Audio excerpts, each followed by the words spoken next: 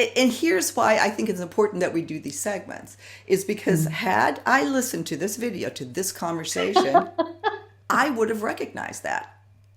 It didn't occur to me that this is a phenomena. Did you push record?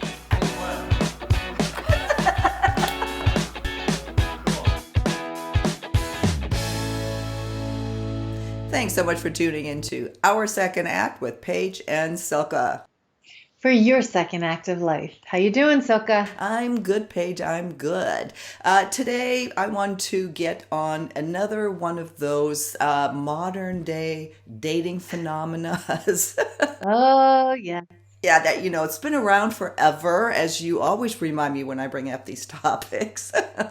But it's more pronounced, and that is, what is breadcrumbing?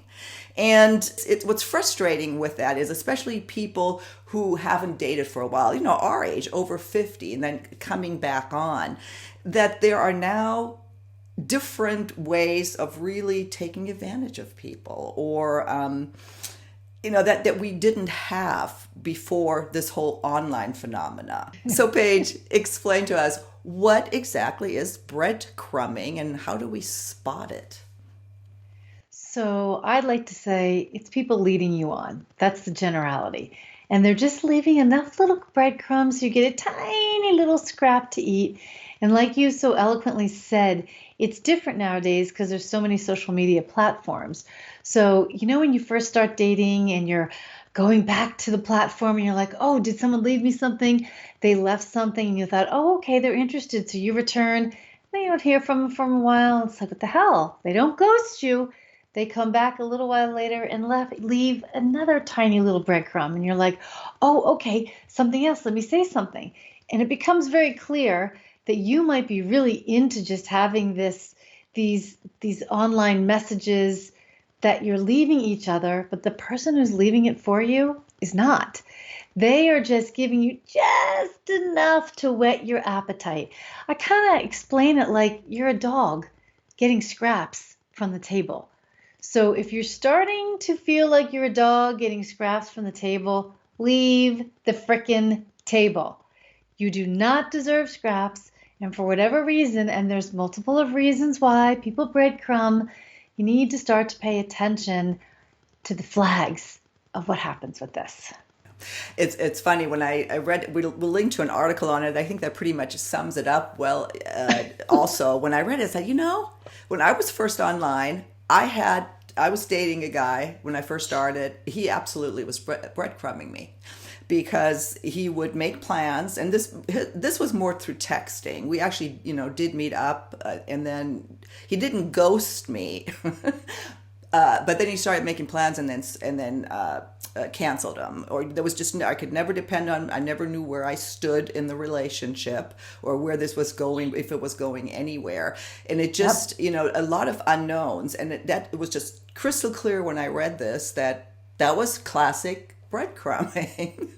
Yeah. And then you have to ask yourself, what's going on, first of all, inside of you, if you're seeing the flags and you're still continuing with getting the scraps from the table. That's a big thing. So first, let's talk about that, Silka, because if you're just taking little breadcrumbs or little scraps and that's enough, why are you being desperate? Why do you think you don't deserve any more than this? Is this something you've been used to in all of your life and that's familiar and similar to yourself? Do you not have any confidence that you deserve more? Like, those are 4 top things that I would start to ask myself. Do you have any thoughts on that, Silka? Well, it was interesting that you say that, because it was definitely something I was used to in my dating life when I was much younger. So there was some familiarity there that came back to where you were attracted to this person, and you wanted to see him, but you just don't. Is that uneasiness. You don't really know what's going on, and you don't want that to be true. So that's a big piece. What you just said, you don't want that to be true. Mm-hmm.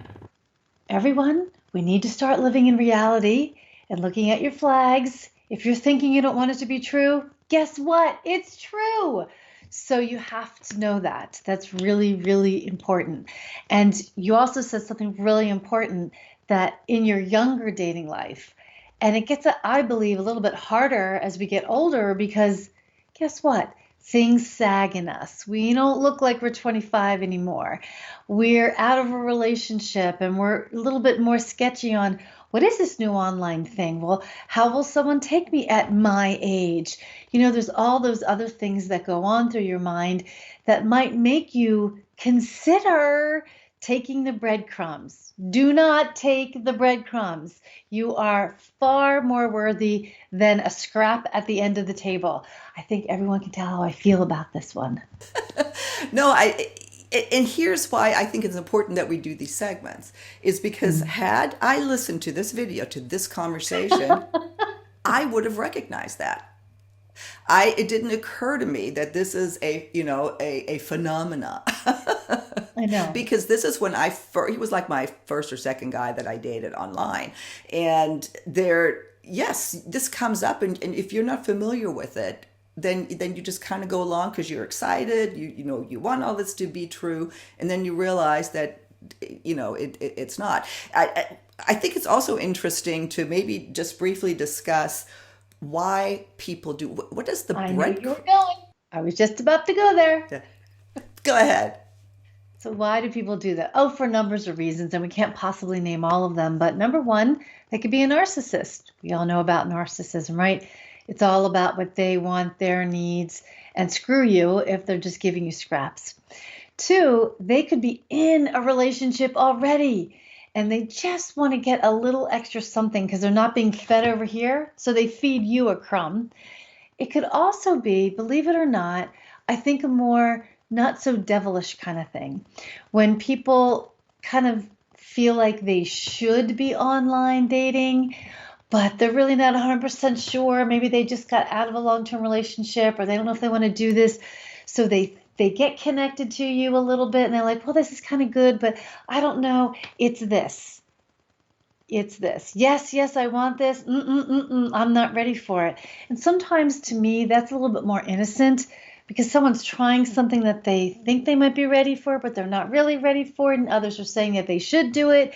And okay, if others are saying I should do it, then maybe I should do it. So that's a little bit more of just an innocent kind of thing where you're not really looking at yourself and going, am I really ready for this? Don't let anybody else push me into this. So do those components make sense? No, no, yeah, they make perfect sense. The bottom line is that whatever the component is, each of the ones you just described, it's not right. It's not. This is not going to work out. And if you are feeling, unsure, you're questioning, whether what's going on. Why just get out. That there really isn't any other way to deal with it. It's just this is a big red flag that this relationship is not going to work. You're not 20 anymore. You don't have decades to play around. Oh, does he like me? Does she like me? Oh, should I say? Well, no. Like Silka said, get the F out. You need to get out because you know what? You got less time moving forward than we had decades ago. So take advantage of it. Be confident about yourself. Feel worthy that you deserve more than scraps at the end of a table. Don't take the time or energy if someone's not willing to commit, be reliable, be consistent, and be present. There you go, Stelka. There you go. So bottom line, you're being led on into a romantic quote relationship where there's really no intent of building a romantic relationship. Anything. Anything, yeah. Uh, Anything else you want to add before we sign off? I think we kind of drilled that one home. I I think we did. I think everyone got the message. Get out. Don't waste the time. Don't waste the energy. And if you're doing it to other people, stop it.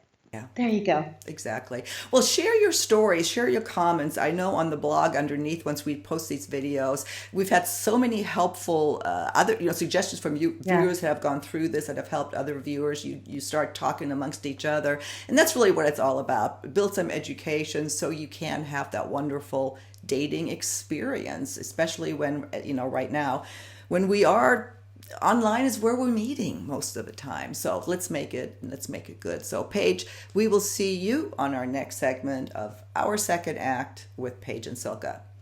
For your second act of life.